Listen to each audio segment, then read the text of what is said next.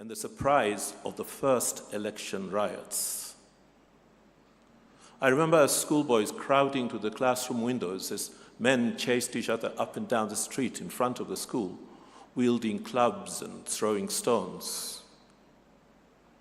We didn't know then that this would become a regular and regrettable event for us and for other African nations, when mistrust would make citizens suspicious of their rulers. What we did not know allowed us to feel only the excitement of the approaching end of colonialism. Part of the excitement was also because the politics and the campaign were continental, or indeed global, and names such as Kwame Nkrumah, Abdel Nasser, Nehru, and Marshal Tito, as we called him, became familiar names to us. It was also, 1960, as you well know, it was also the year of Sharpeville. It was also the year of Albert Lutuli's Nobel Peace Prize. Both events which made a huge impact on Africans everywhere. In 1961, at independence, Tanganyika adopted Nkosi Sikelele Africa as its national anthem, with words in Kiswahili translation. In a more prosaic way, I came to know about South Africa because the sense of solidarity that arose out of the decolonization activities led to boycotts of South African products.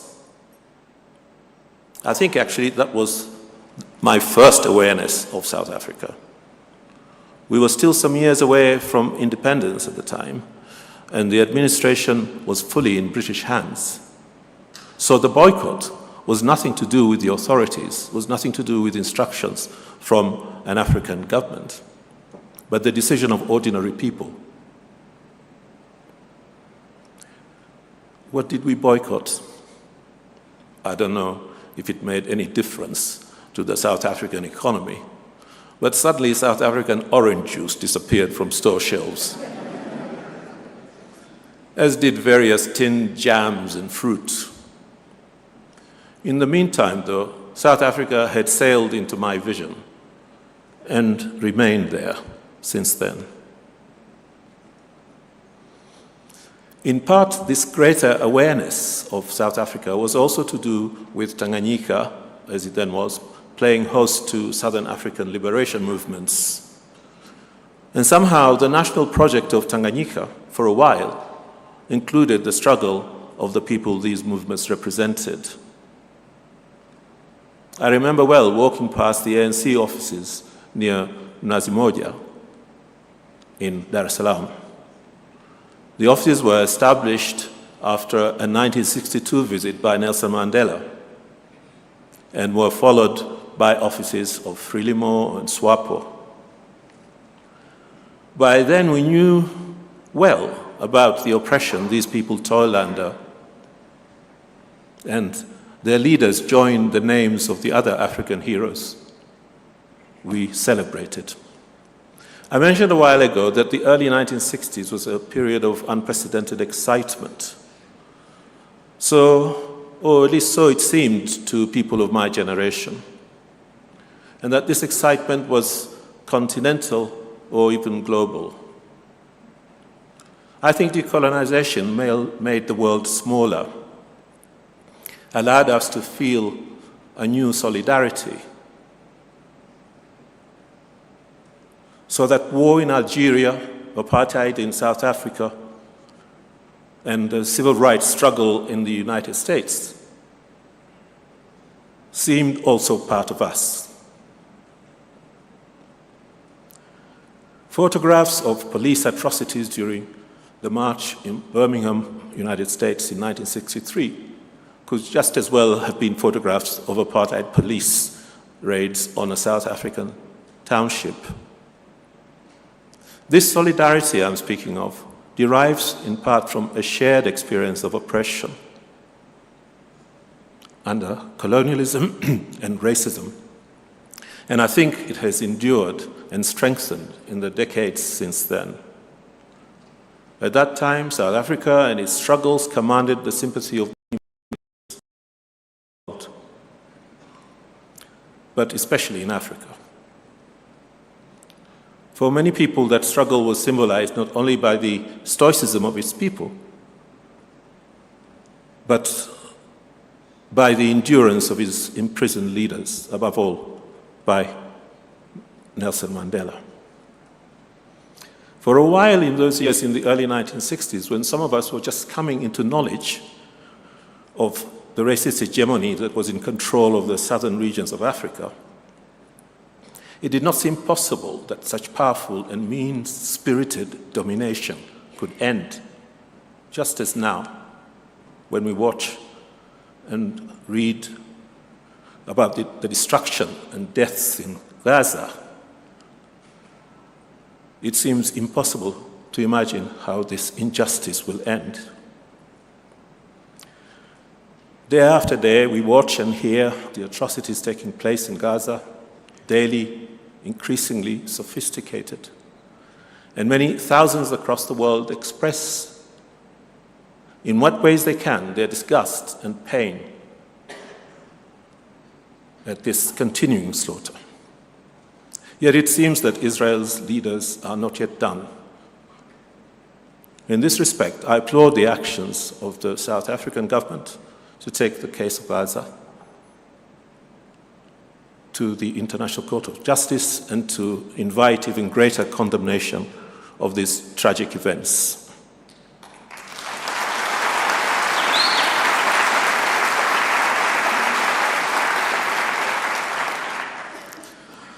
The court's ruling and its warrants will only be more words in the end.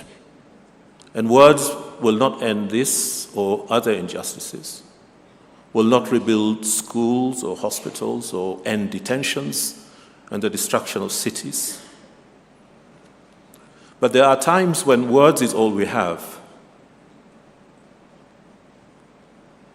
Words and sympathy and an understanding of our comparable experiences, our shared humanity.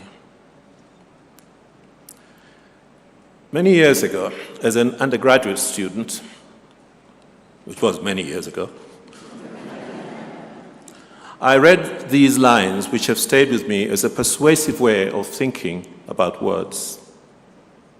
I'm quoting. So here I am in the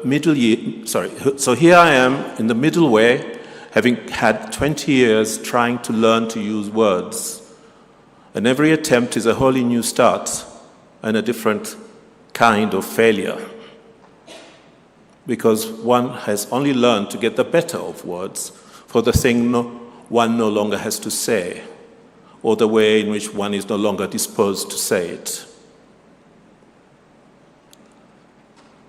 The lines, as some of you I'm sure will have recognized, are from Iskoka, the second of the 4 quartets which T.S. Eliot wrote during the Second World War. The pessimism that comes through here is not only an expression of the unreliability and simplicity of words, not a loss of faith, but a declaration of the meagerness of an individual writer's offering. This section of the poem ends in this way, and once again I'm quoting. And what there is to conquer by strength and submission has already been discovered. Once or twice or several times by men whom one cannot hope to emulate. But there is no competition.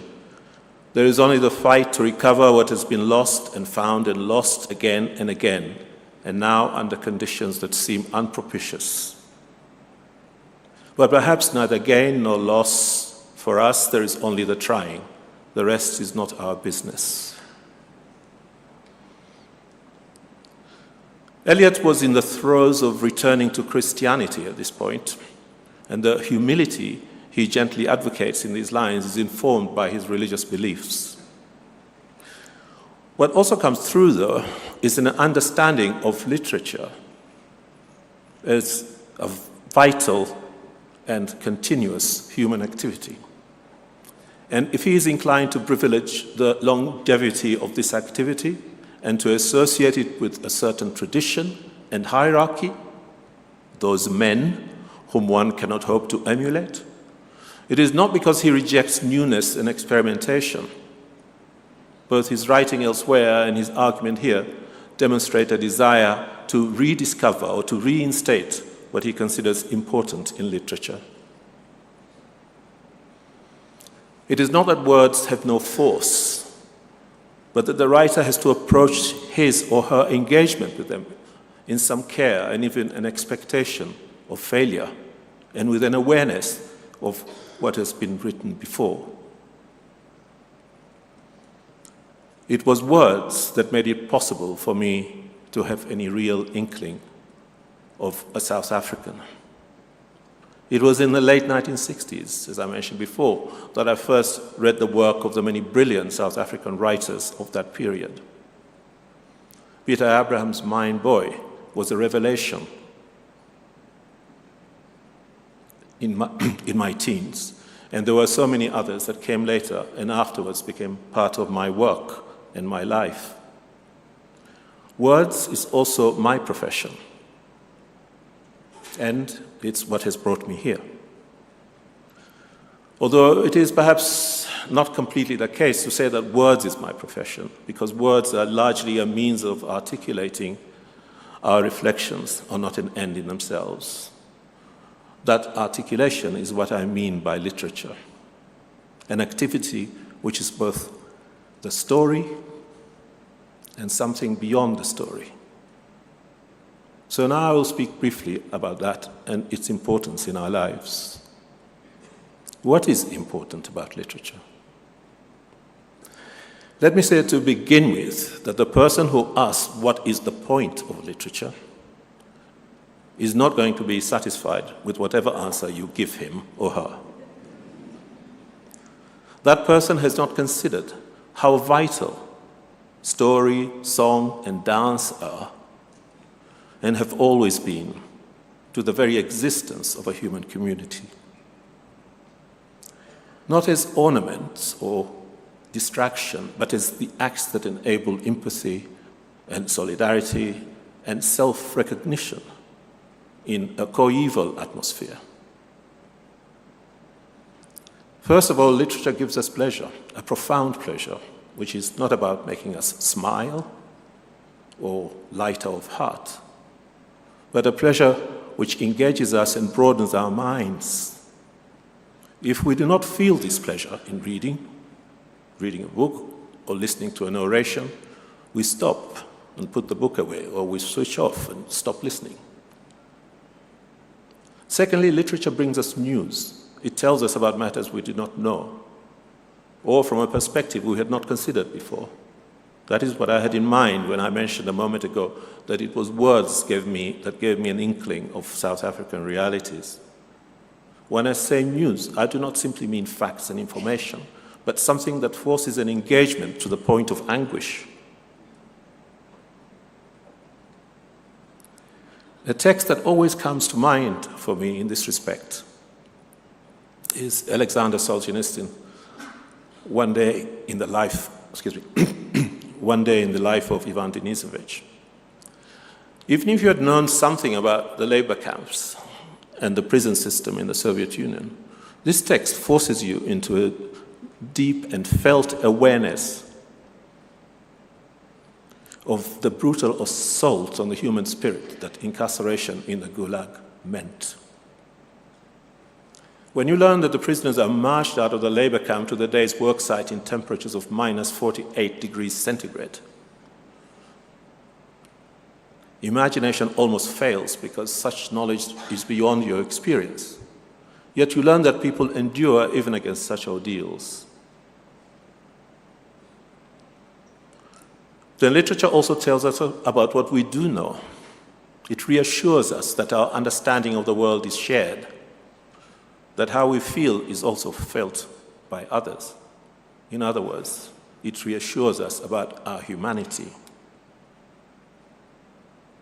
I mentioned a while ago the great excitement of the decolonizing years of the 1960s, and since then many nations have gained their freedom from overbearing European power. Not everything has turned out well, and what we have come to understand is that the consequences of colonialism are still with us. European colonialism in Africa and elsewhere did not come in only one form, and its consequences are various, both historically and in the contemporary world. Most colonial activity in Africa was brutal and extractive, with predictable results in economic and political instability. Its legacy continues today in the impossible civil societies that are post-colonial nations, with their divisions and oppositions, and the widespread deprivation that often results in warfare and irresolvable contention.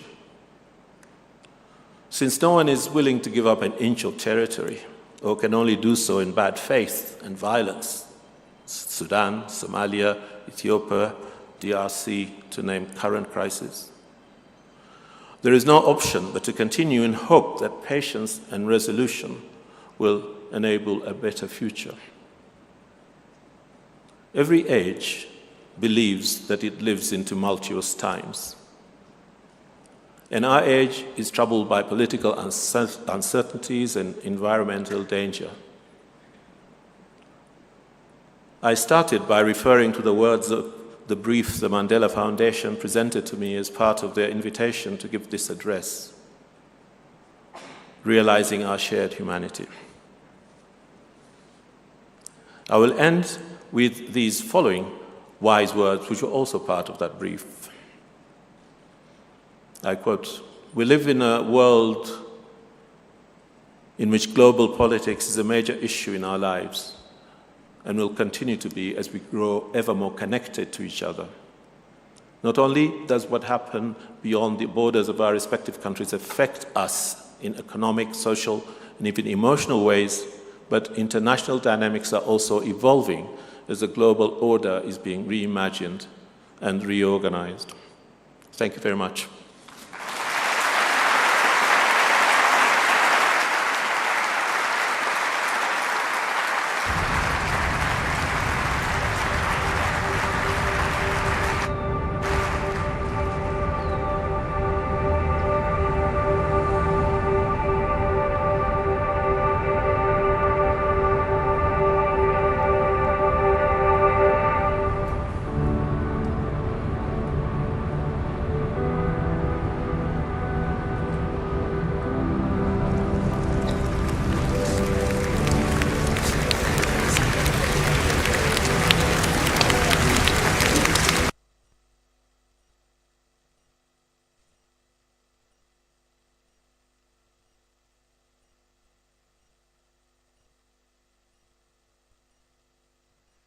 It's always so beautiful and delicious hearing somebody who's so proficient with words express them, isn't it?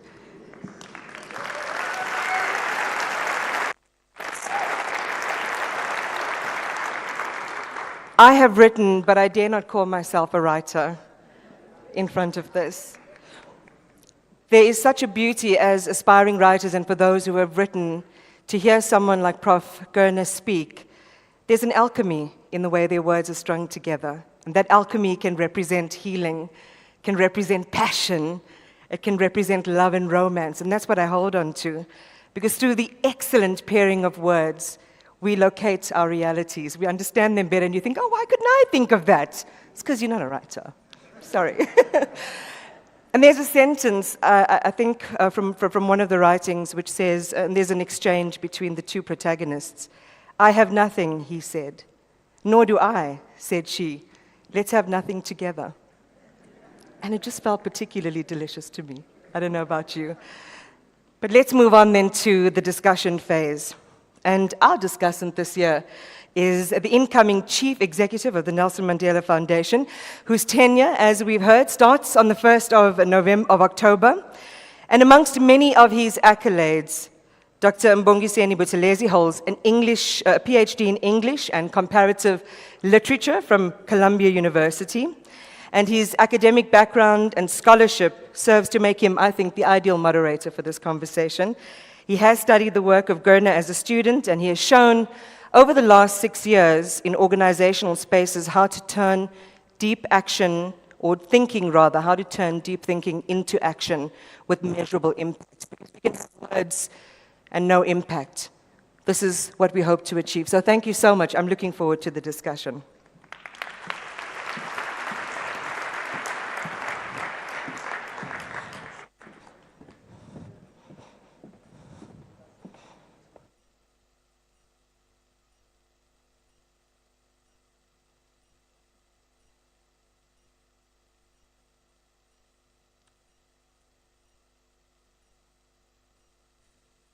I guess we do need some mics, don't we?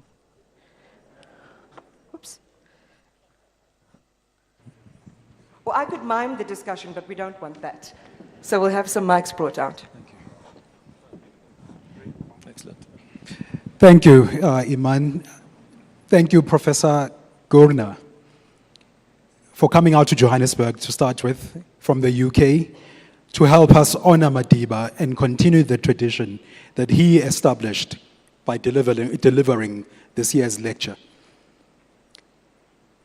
Before I continue, I just want to also tell Professor Vilagazi that I'm an Kaizer Chiefs supporter.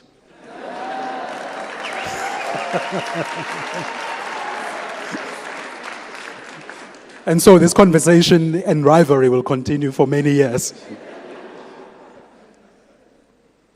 I want to thank Professor Gurna also for a stimulating and thought-provoking lecture. It's been particularly thought-provoking to hear your thoughts about solidarity and the work that words can do, as wars rage in Gaza, in Ukraine, in the DRC, in Somalia, and in other places.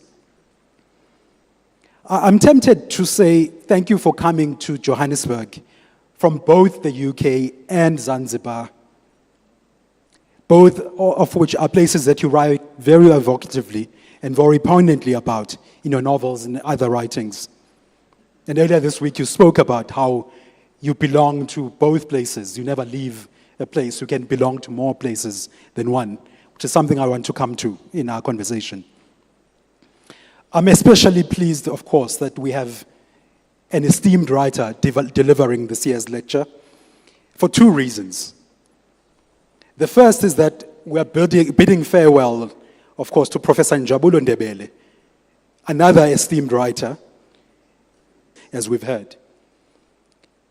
But secondly, I've been an admirer of your writing since I studied Paradise as a student in Professor Johan Jacob's class in Durban 21 years ago.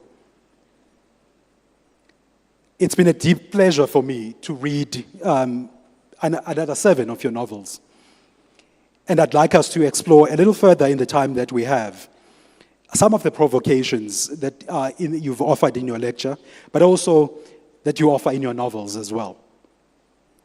I'm not going to ask you to predict the future, but I'm going to come close to it.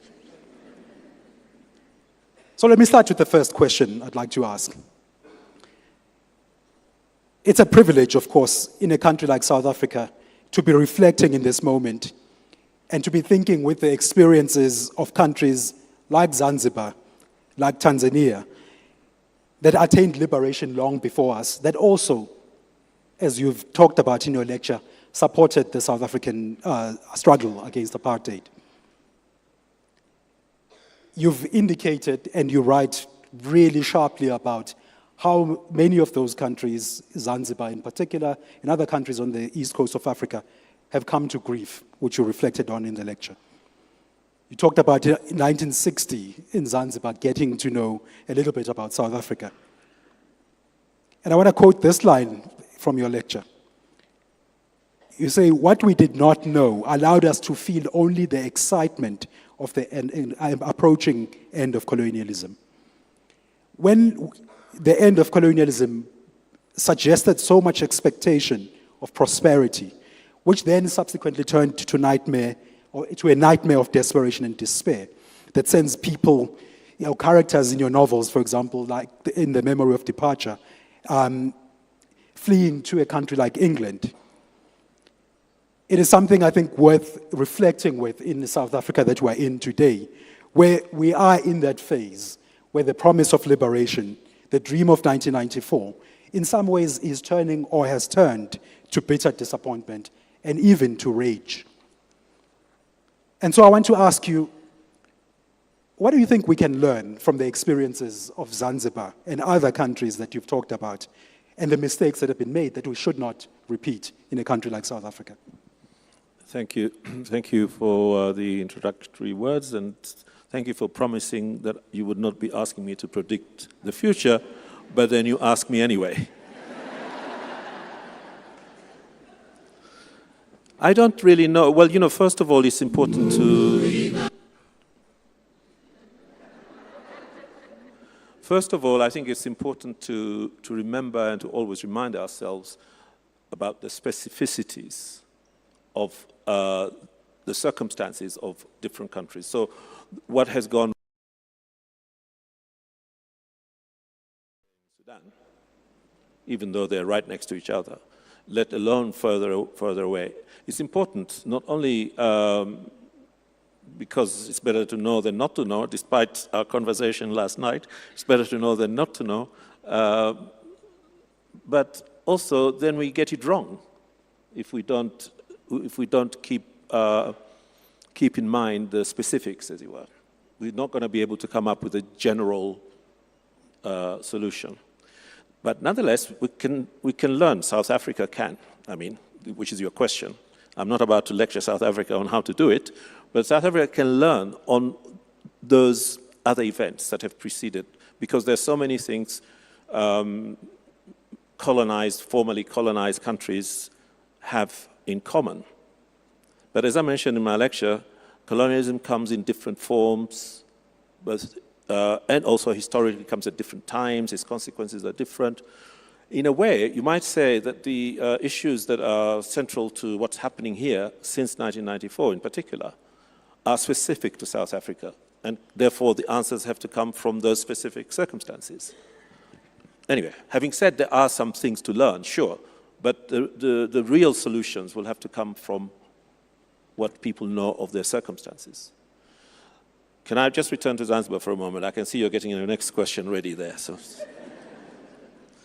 So that what happened in Zanzibar was something which was still quite new, 1964. So some of the worst events that then befell Africa in the 1960s had not yet happened. Idi Amin was not in sight yet, for example. And all the kind of endless coups across the formerly French colonies in West Africa were just beginning. They hadn't quite become, one a month, as it were, as they eventually started to come. So it was still early stages, and in a way, it was even more shocking what happened there, because it seemed so much a betrayal, a treachery against those aspirations of independence. And you've actually begun to answer the next question that I wanted to go to. You've said in the lecture that decolonization made the world a smaller place. And you've talked about how you became aware of South Africa in Zanzibar. But I think, the reflection also on how the South African struggle was supported by the government and by you and other people as people. It's interesting that if we're reflecting now from 60 years later, what has become of the fate of the solidarity that you've talked about. You've said it is endured and strengthened in the decades since then. Yep. I'd like to ask you to just reflect on what is the nature of that endurance? What has made it endure? Yeah, okay. So there was undoubtedly something rather naive about that idea of solidarity, the war in Algeria, as I mentioned, other events like the civil rights movement and so on, including apartheid, that these were our battles as well. There was something naive about this because, again, it was not taking account of the details. So for quite a lot of those people in the United States, for example, the goings-on in our part of the world were probably ridiculous. They weren't interested in us. So that wouldn't count as solidarity, really. But what has endured is, how to put it, a solidarity which continues not at that state level, but at the level of people's understanding of the circumstances in the world. So I'm trying to avoid proletarian, but shall we say something like that ordinary people as well know what's going on in other parts of the world and share. In the same way as we take the example currently of Gaza, say. I was just not so long ago in Dar es Salaam, and we see not only posters or whatever, people constantly talking about what's going on in Gaza. And I'm pretty sure people in Argentina or Brazil will also be doing that. So it's that kind of solidarity of not governments, but of relatively well-informed, ordinary people who now feel that this is one world, as it were. Recently we've heard this phrase, Global South, being used, mainly by academics, but as often happens, words that start in the academy, like post-colonial being one, words that start in the academy find their way into the way people speak normally, because it makes sense.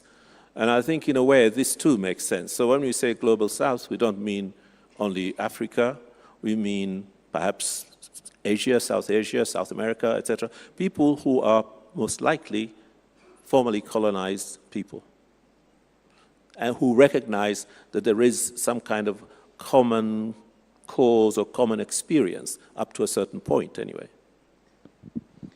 I'm curious to think that if we think about solidarity in the way that you are describing it, formerly colonized people, if we think of what happens when there are failures of solidarity, or when there are solidarities that are about creating and perpetuating the pain that we are seeing, there's something else happening. There are other forms of solidarity. In your novels, I'm thinking here of Pilgrim's Way, I'm thinking of Admiring Silence. There's a way in which that failure of solidarity, it becomes very strongly felt lived experience.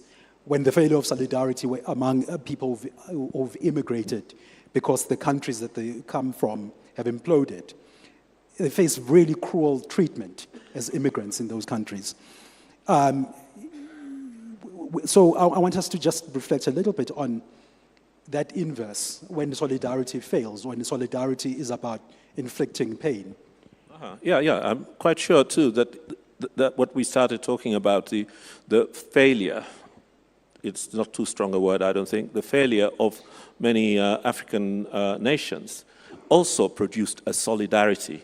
That is to say, the common experience of failure, deprivation, atrocity, authoritarianism. People recognize this in others' experiences too, not only as immigrants, although that in a way is a kind of bringing people together in a different way because of the, all being strangers in a place that is not particularly welcoming, or worse, but in any case, not welcoming. So even in pain, as you say, or perhaps in pain, there is also a kind of recognition, and that's where the solidarity I'm thinking of. I'm not thinking of solidarity as forming a new movement that is going to transform, origin or places where those people come from.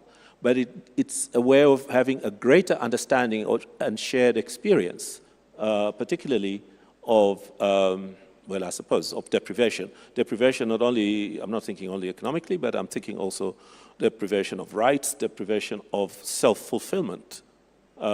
Because if you're not able to speak properly, then you are not able to fulfill yourself. You can't say what your aspirations are. You daren't, because they may not be what's required. Or indeed you cannot truthfully offer an opinion on whatever might be going on. The other day, I was talking, you and I were talking, and I was saying sometimes you think when South Africans, I think when South Africans speak about how everything's going to pot in their country, they forget that in their country they can say this.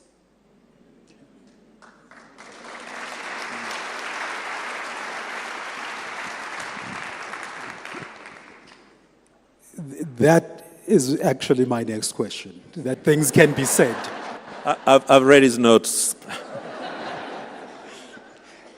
That things can be said, but here I want to come back to what you said about words and what words can do. And again, thinking from this moment, from this place where xenophobia, for example, rears its ugly head again and again, where, as we've spoken about, there are bombs raining down on Beirut as we sit here. There are bombs raining down on Gaza as we sit here. Words can do something, have a power. But are words enough, is the question I want to ask. And I'm asking that question because if you say words are sometimes all we have, are we then resigned to the atrocities that we're seeing happening, the violence that we're seeing happening, the loss of life, the loss of home, repeating itself again and again in human history? I said I wasn't going to ask you to predict the future, but I am asking you to. Yeah, when I say words are all we have, because we know, for example, since we're talking about Gaza, we know that the continuation of this brutality, that there are ways of, if not stopping it, then putting some kind of a brake on it. And that lies in the power of one nation, which is the one that is supplying the bombs. We don't have the ability, I don't anyway, unless you know a way, we don't have the ability to say to that nation, stop doing that, and for them to listen. They do whatever it is they want for their own reasons. So in that sense, in that situation, all we have is words. And those words are to say, this is wrong. So it's not to say that we are resigned to anything in that respect. But there is nothing that will, we don't have the power, as it were. I mean power only in a sense of we don't have the, whatever it is, the ability to make the really important difference. Not yet anyway, not in this situation. There may be other situations where you might say, well, do something about this. Let's do something about this. But it's not easy to, you can't sit on a platform and say to people, go out there and risk your life. Get shot, because that's what you should be doing. If you want to do that, do it. But I don't think this kind of platform speak, to say action is what is needed, is always possible or even right. You have to be absolutely certain that what you're saying is that this is worth you getting killed for. Go there and get killed if necessary. If you are in that situation, as people of course are and have been in this country, in other countries, then they do take those risks. But there are many situations where even that might not do the job. You can name many situations where people have tried to protest. In Kenya recently, young people protesting against some economic changes. And the police shot dozens of them. They don't fool around, these guys. They don't say, you know very well here. They don't say, oh, all right, listen, we'll go and think about it. No, they shoot until people are scared enough and go away. So then words is all we have in those situations.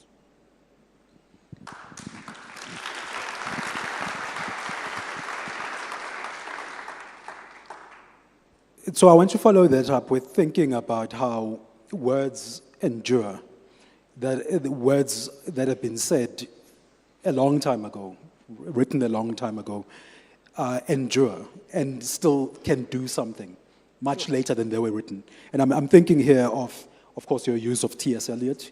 You talked about Peter Abrams and how you've read his and other South Africans' words.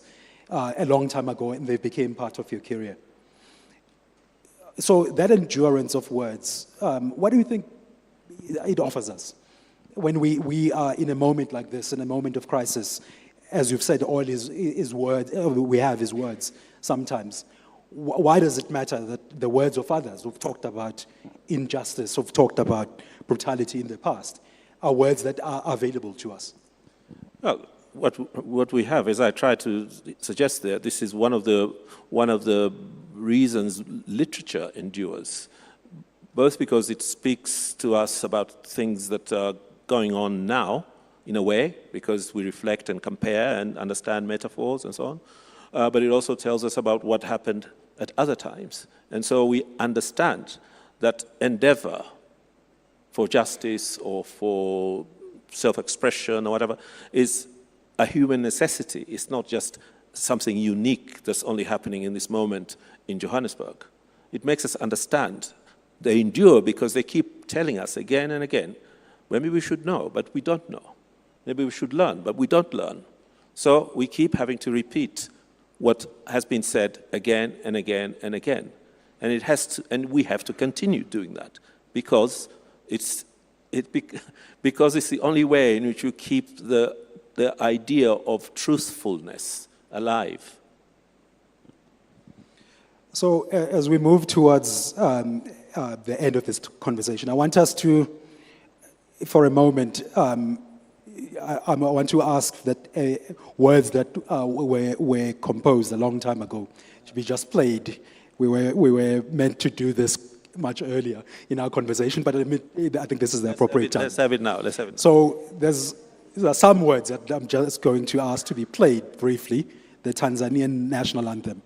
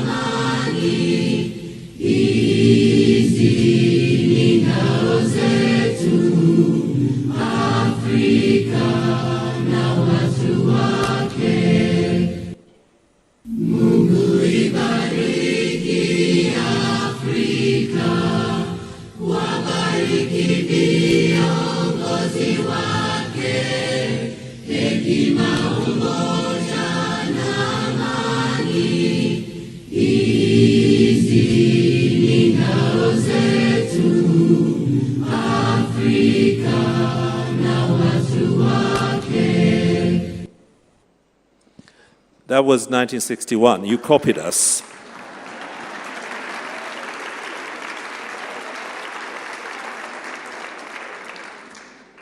So I'd like us to I would like to invite you to end off by reflecting on this national anthem and reflecting on this question of solidarity and shared humanity and these words that have traveled across time. Yeah, well, sure. That's one very good example of the, I guess, the optimism of the time. There wasn't only what the opening lines. I mean, that's a literal translation. Literally, I mean, it's exactly the translation of the original, but in Swahili. So, Mungu ibariki Africa, God bless Africa. And it wasn't only Tanzania. Several other countries also adopted that as their national anthem.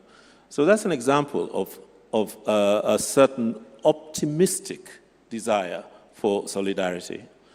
I have to say that although I mentioned that Nelson Mandela visited Dar es Salaam during that period when he was on the run, and as a result, the ANC were allowed to open an office in Dar es Salaam, and they were also offered training camps in more than one site in Tanzania. But after about a couple of years, and this is where solidarity begins to weaken, after about a couple of years, there was a suspicion, a rumor, which the government took seriously, that these ANC cadre were planning to overthrow the government. And they were asked to leave. End of solidarity.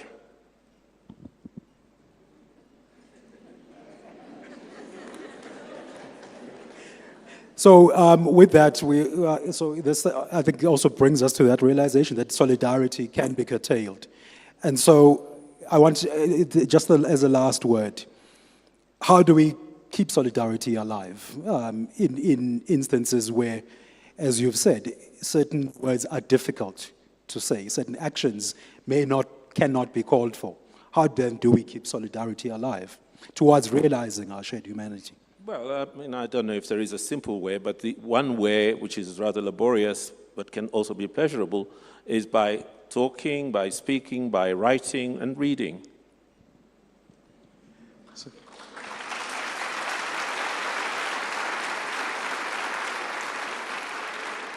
Can I also say, there was one thing I meant to say, but somehow it slipped my mind. When I was writing the part of this, of the lecture, where I'm talking about words, and it's just after the section when I quote T.S. Eliot and so on, it was like mid-afternoon, and usually if I'm working like that, around about 3 o'clock or so, usually I stop and I think I'm just going to read something for a while.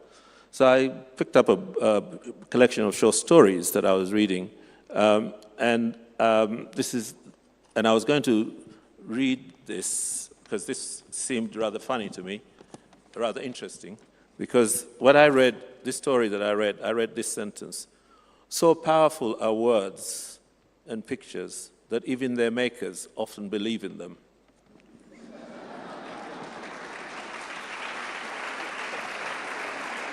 I don't know. The person who wrote this is right over there, Jabulo.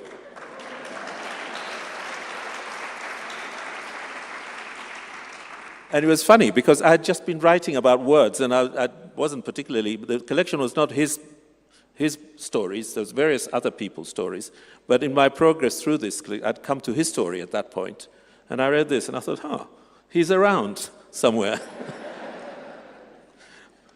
Thank you very much. I think I want to be one of those people who believe the words that you have written, that Professor Ndebele has written, and others, that we can achieve solidarity, we can keep solidarity alive towards achieving a shared humanity. With that, Iman, back to you. Thank you. Thank you.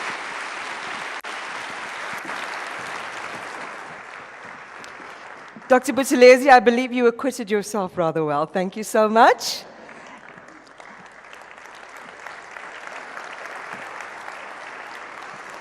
And also just to say, I told you I'm from India, right? So I didn't expect Prof to bring the spice. He did. So thank you so much. That was a delicious and enlightening conversation. Really do appreciate it. So I'll almost reaching towards the end now. 2 final pieces on our official program. And I used to see this guy, this white-haired guy, on my way to work every morning when I worked at Power, and, it wasn't breaking a sweat. And then one day I asked Vern Harris, where are you walking from? Did you know, who lives in Joburg? Everybody, presumably? So Melville to Houghton it's not close. He does this walk every single morning, to and from the office. Well, now he can stop, because I'm going to introduce him now.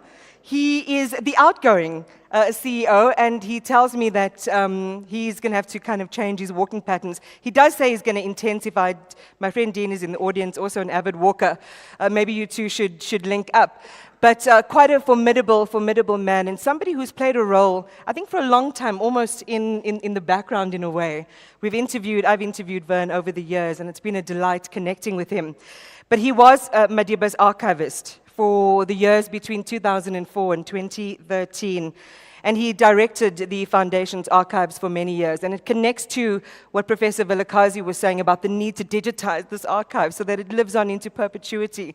And we can have access to this wisdom when we need it most. And we need it all the time, of course. He's also an adjunct professor. He has authored and co-authored several books. He's got honorary degrees from the University of Cordoba in Argentina, as well as the University of Pretoria. And he's really held the reins of the Foundation over the last 18 months in the capacity of acting chief executive, and he'll be stepping away at the end of this month, as you've just heard from his position. His contribution to the Foundation has been immense. I want to welcome Vern. And a final word on the anthem. They say imitation is the highest form of flattery.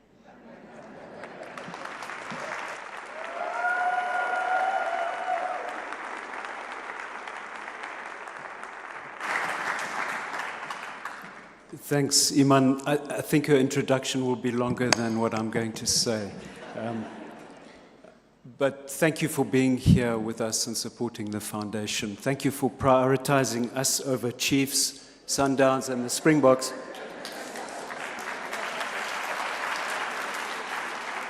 I can tell you the halftime score: Chiefs 1, Sundowns 2. But seriously, I'm trusting that you feel the same way I do. Prof. Gardner has given us a medley of really fecund lines of inquiry. And not only today, but he has given us his time through the week, 2 other events and numerous conversations. Very grateful. For me, Razak, just to say what lingers is this question of belonging. And I take away with me 2 really important questions. They're personal questions, but I think they're questions for all of us in relation to belonging. The first one is with the clarity that the earth belongs to no one. How do we begin to find a way, all of us, to belong to the earth? And the second question, that quintessential South African question, with that clarity that South Africa belongs to all who live in it. How do we begin, we who live in South Africa now, wherever we were born, wherever we come from, how do we begin to work out how we belong to South Africa? And I'm hoping that our conversations will continue, and your partner, your life partner, Denise, we've had those conversations as well, really appreciated them. I'm hoping we can keep talking about these issues, which are so fundamental to the human project. Because I think those questions of belonging apply not only to South Africa in a specific context, but if we think of the countries you've been naming, Sudan, Palestine, these are absolutely central. But now I have to thank many institutional partners, and it gives me a lot of pleasure to do so. Mum Michelle, she couldn't be with us today, but she's always there for us. And Mbongeseni and I were with her last week, and she reminded us that she'll always be the mother of the Nelson Mandela Foundation.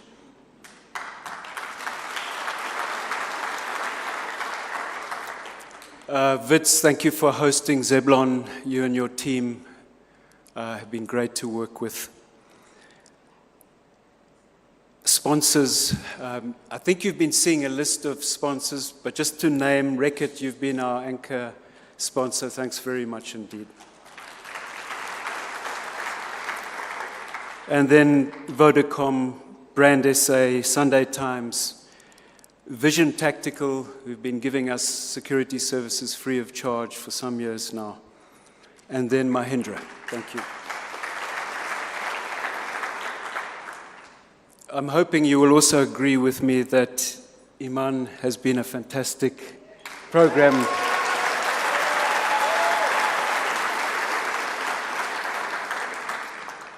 Thank you to our trustees and all the NMF staff. You've been a fantastic team to work with. Thank you.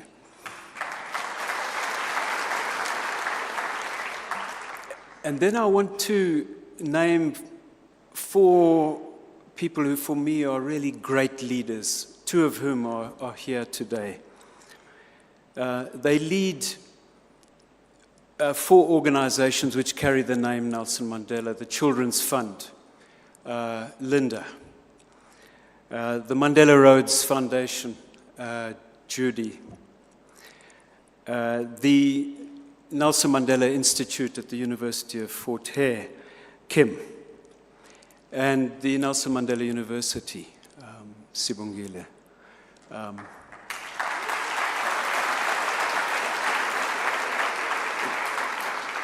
They steward these organizations which carry Madiba's name with such care.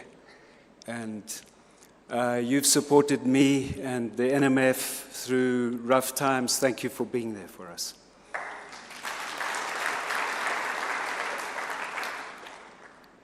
And then lastly, just on a personal note, Prof. Ndebele, we've had a close working relationship for over 20 years, but especially in the last 18 months, we've worked side by side, and I appreciate it enormously. I know we also share this, is that we're counting down to our retirements, and Prof, I'm glad to tell you that both of us have 3 days to go. And then two other people who are counting down, my life partner, Kerry. I can't even see where you are now. And my son, Ben.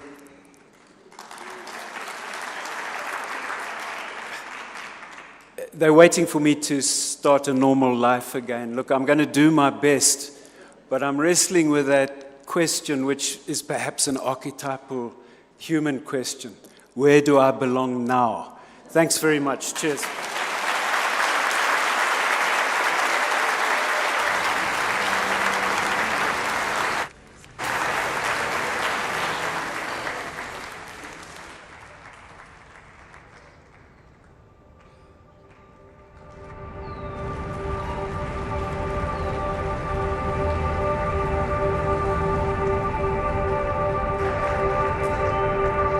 I promise I don't say this every time, but you have been the best audience I've ever been in front of in my whole life.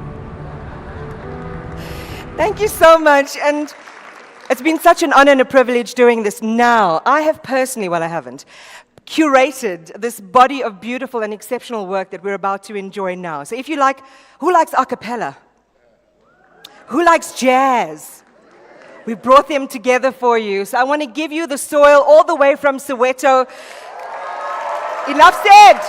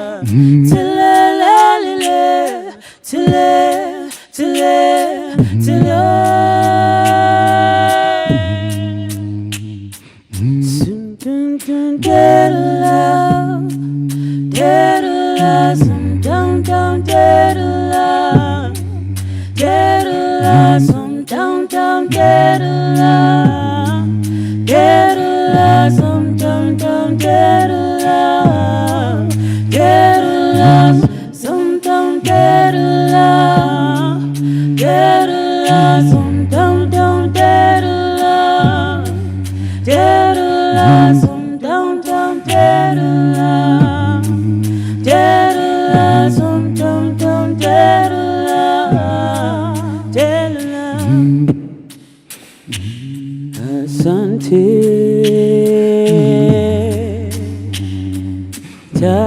Tanzania, asante sana Tanzania, asante sana Tanzania, asante sana Tanzania, Tanzania, asante sana Tanzania, asante sana Tanzania, asante sana Tanzania, asante sana Tanzania, asante sana Tanzania, asante sana Tanzania, asante sana Tanzania, asante sana Tanzania, Tanzania, Tanzania, Tanzania, asante, asante,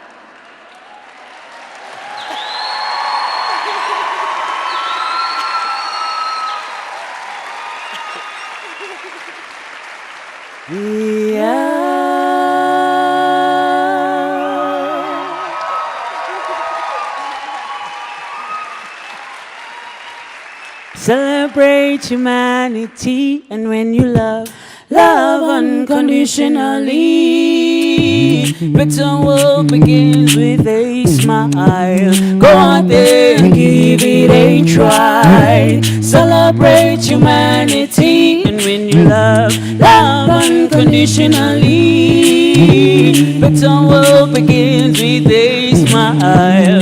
Go out there and give it a try. Peace, love, happiness is what we need. Peace, love, happiness is what we need. Peace, love, happiness is what we need. Peace, love, happiness. I pray that as soon as you hear the song, you feel a wave of love, and that you reach out to spread love like a soaring of, yeah, the pure love that comes from above. Without peace, love, and happiness, we won't survive. May the good Lord continue to bless you and those around you. Know that He loves you. Yeah, that's why we say, we will never be apart if we find it in our hearts to celebrate humanity. And when you love unconditionally, better world begins with a smile. Go out there and give it a try. Celebrate humanity. And when you love unconditionally, better world begins with a smile. Go out there and give it a try. Calling all the nations and everyone in different places. Stand up and make some changes for a better human nation. Show compassion, lend a hand. It might not be easy, but I know you can.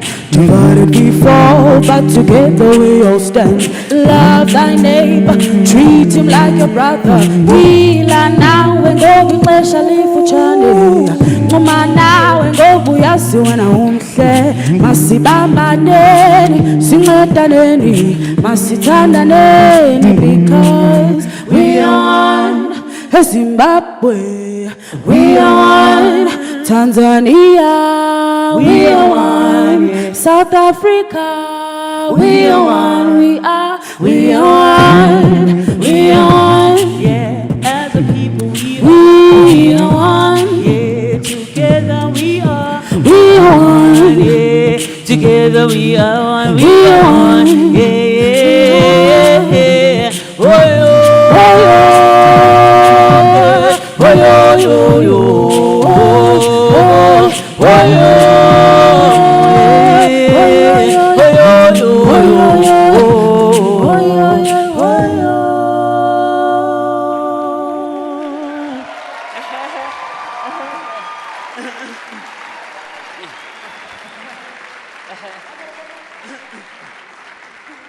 Oh, good afternoon, everyone.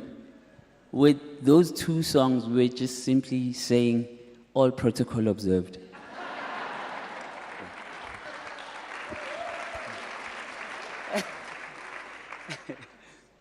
And also, thank you so much to our hostess for curating such an amazing bit of entertainment. She promises that next year, same time, same place, different outfits, but same group. So you are welcome.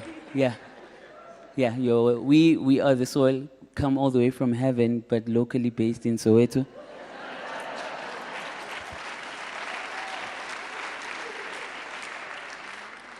Unfortunately, this next song will be our last song, but I know all good things find yet another home in some space and time. So we will be seeing you guys very soon. I don't know where. I'm not promising, but it will happen.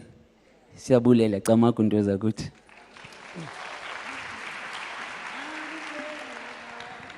I've got joy in my heart, and you know it's the kind of feeling followed by such a feeling. Yeah. I've got joy in my heart, got love in my heart. I've got joy in my heart. Yeah.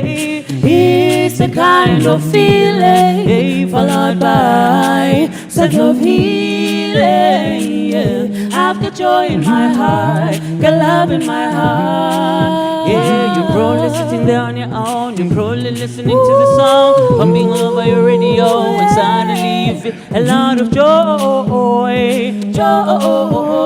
You're singing along, the song comes in. You don't care, just carry on. Probably sitting there on your own, probably listening to the song that's pumping all over your radio, and suddenly you feel a lot of joy. Uthixo wakudala wena wandizala ngobuhle bendalo wandithi ndiyabulela mampinga wena usisithando sami akukho ndimthandayo njengawe mama ndiyabulela mabinga usisithando sami. I'm saying this because I know it. We're family. I've got my mother, my brother, my sister, and lover. And I know it. We're family. I know it. We're family. We're family. Oh, I feel it deep inside. We're family. Tivuke namhlexeni Tivuke namhlexeni Ilanga bethebusweni Ilanga bethebusweni Yahamba ecaweni Yahamba ecaweni Ayithathanga siyajabulela Tivuke namhlexeni Ilanga bethebusweni Yahamba ecaweni Ayithathanga siyajabulela Ta-la-la, ta-la-li-la-li-la, ta-la-la, ta-la-li-la-li-la, ta-la-la, ta-la-li-la-la, ta-la-li-la-la, ta-la-li-la-la, ta-la-la, la-li-la-la, ta-la-la, ta-la-li-la-li-la, ta-la-la, ta-la-li-la-la, ta-la-li-la. I've got joy in my heart. Thank you so much.